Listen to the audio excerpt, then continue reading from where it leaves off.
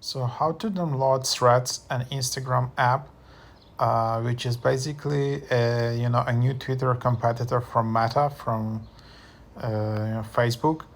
So Instagram text-based conversation app Threads is where communities come together to discuss everything from the topics you care about today to what will be trending tomorrow.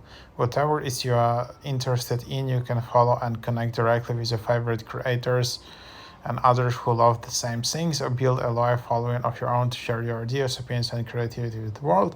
So yeah, obviously it's just long awaited, just competitor to Twitter. Let's see how it plays out.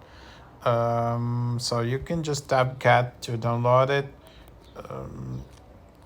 and then it should be available on July 6th. And then yeah, you'll just be notified when it's available. This app is basically has very similar design to Instagram, the same UI, but these are just like text updates.